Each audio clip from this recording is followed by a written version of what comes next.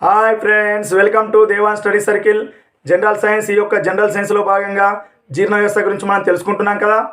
జీర్ణ వ్యవస్థను 3 రకాలుగా విభజించుకున్నాం. 1 ఆరనాళం, 2 జీర్ణ గ్రంథులు, 3 జీర్ణక్రియ. ఈ యొక్క ఆరనాళం గురించి నేను మొదటగా మీ ముందుకు తీసుకొస్తున్నాను.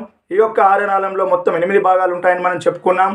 ఆ 8 భాగాలు కనుక చూసుకుంటే నోరు, ఆస్యకుహరం, గ్రసని, తర్వాత ఆరవాహిక, తర్వాత జీర్ణాశయం, చిన్న పేగు, పెద్ద ప్రేగు, పాయువు. ఇట్లా ఈ 8 భాగాల గురించి మనం ఒక్కొక్కటి తెలుసుకుంటున్నాం కదా. ఇదివరకే మనం నోరు గురించి, తర్వాత ఆస్యకుహరం గురించి మనం తెలుసుకోవడం జరిగింది.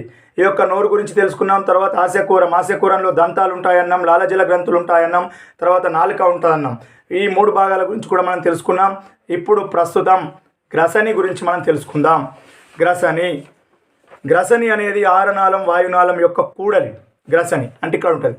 ఆరనాళం వాయునాళం యొక్క కూడలి. ఆహారం వాయునాళంలోనికి వెళ్ళకుండా, ఆహారం వాయునాళంలో అంటే గాలిని పీల్చే ప్లేస్, వాయునాళంలోనికి వెళ్ళకుండా కాపాడేది ఉపజీవ అంటే కొండ నాలుక. ఓకే, గ్రసని అయిపోయింది. ఇప్పుడు 4వ భాగం ఆర లేదా అన్నవాహిక. ఆరవాహిక గ్రసని నుండి ప్రారంభమై జీర్ణాశయంలోనికి దారితీస్తుంది. అంటే గ్రసని నుంచి ప్రారంభమై జీర్ణాశయంలోకి దారితీస్తుంది. ఎన్ని అయిపోయినాయి? 4 అయిపోయినాయి. ఇప్పుడు 5వది జీర్ణాశయం. ఈ జీర్ణాశయం ఇది ఉదార కుహరానికి పైభాగాన ఎడమ వైపున ఉండే కండరయుత జయ ఆకారపు సాగే గుణం గల తిత్తి వంటి సంచి లాంటి నిర్మాణం, జయ ఆకారం. ఇది అంతఃస్రావిక బహిస్రావిక విభాగం. దీనిలో కండరాలు ఏటవాలుగా ముడతలు పడి వర్తుల ఆకారంలో, ఈ ముడతలను రూగే అంటారు. వర్తులాకారంలో ఉంటాయి. ముడతలను ఏమంటాం? రూగే అంటాం. మానవుని జీర్ణాశయంలో 3 గదులు, నెమరువే జంతువులలో 4 గదులు ఉంటాయి జీర్ణాశయంలో. మానవుని గదులు 3 గదులు, జీర్ణాశయంలో నిమరువేసే జంతువులలో 4 గదులు. 1 ఆర్థిక జీర్ణాశయం, 2 పాండిక్ జీర్ణాశయం, 3 జఠార నిర్గమ జీర్ణాశయం. ఇది చిన్న పేరుతో కలుస్తుంది. 3వది జఠార నిర్గమ జీర్ణాశయం. జఠార రసం యొక్క pH విలువ 2 నుంచి 2.5. జఠార గ్రంథులు 3 రకాలు: మ్యూకస్, పెప్సిన్, SCL. జీర్ణాశయంలోని కండరాల కదలిక వలన ఆహారం జఠార రసంతో కలిసి బాగా చిలికినట్లు అవుతుంది. ఆహారంలోని ప్రోటీన్స్, కార్బోహైడ్రేట్స్ అణువులు చిన్న చిన్న ముక్కలుగా విడగొట్టబడి మెత్తని చిక్కని రూపంలోకి వస్తుంది. దీనినే కైమ్ అంటారు. మనం తిన్న ఆహారం ఇట్లా అవుతుంది, కైమ్. జీర్ణాశయంలో ఏర్పడే పెప్టిక్ అల్సర్స్ అనే గాయాలు కేవలం ఆమ్లం వల్లే కాకుండా హెలికోబాక్టర్ పైలోరీ అనే బ్యాక్టీరియా వల్ల కూడా వస్తుంది.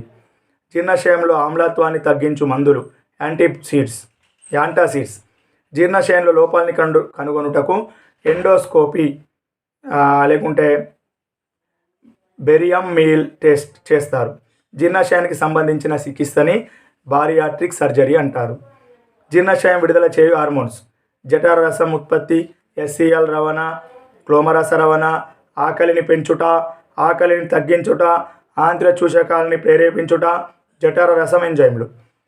నెక్స్ట్ చిన్న ప్రేగు. జీర్ణాశయం అయిపోయింది. ఇప్పుడు చిన్న ప్రేగులో కొత్త ఆహారం. ఇది జీర్ణనాళంలోని పొడవైన భాగం. చిన్న ప్రేగులో 3 భాగాలు ఉంటాయి. ఆ వరుసగా పొడవును బట్టి 1 ఆంత్రమూలం, 2 బెజూనం, 3 శేషాంత్రికం. ఈ శేషాంత్రికం గురించి తెలుసుకుంటే ఇది చిన్న ప్రేగు యొక్క చివరి పొడవైన మెలికలు తిరిగి అనేక ముడతలు పడి ఉంటుంది. ఈ చేతివేళ్ల వంటి ముడతలనే ఆంత్ర సూక్ష్మ శోషకాలు లేదా విల్లై అంటారు. వీటి ద్వారా జీర్ణమైన ఆహారం శోషించబడుతుంది. చిన్న ప్రేగు గోడల నుండి ఆంత్రరసం, కాలేయం నుండి పైత్యరసం, క్లోమగ్రంథి నుండి క్లోమరసం చిన్న ప్రేగులోకి సవించబడతాయి. చిన్న ప్రేగు గోడలు ఆంత్రగ్రంథులు కలిగి ఉండి ఆంత్రరసం ఉత్పత్తి చేయును. దీన్ని సక్కస్ ఎంటరికసస్ అంటారు. ఇంట్రికస్. ఆంత్రబ్రూనర్ గ్రంథులు ఇవి 2 రకాలు. అవి బ్రన్నర్ గ్రంథులు, ఇవి శ్లేష్మాన్ని స్రవించును. లీబర్కున్ గుయికలు, ఇవి ఆంత్రరసం ఉత్పత్తి చేయును. అంత్రగ్రంథులు ఆధారాలు పనీత్ కణాలను కలిగి లైసోజోమ్లను స్రవించి బ్యాక్టీరియాను చంపివేయును. ఈ కణాల ప్రేగు గోడల్లోని మూల కణాలను రక్షించును. చిన్న ప్రేగు పెద్ద ప్రేగుతో కలిసే దగ్గర కోరియానిక్ సంవారిణి అను రంధ్రం ఉంటుంది. నెక్స్ట్ పెద్ద ప్రేగు. ఈ యొక్క పెద్ద ప్రేగు తర్వాత పెద్ద ప్రేగు గురించి మనం మరొక క్లాస్లో తెలుసుకుందాం. ఓకే, ఇది వరకు మనం ఏమేమి గురించి తెలుసుకున్నాం? జీర్ణాశయం, జీర్ణ వ్యవస్థ 3 రకాలు.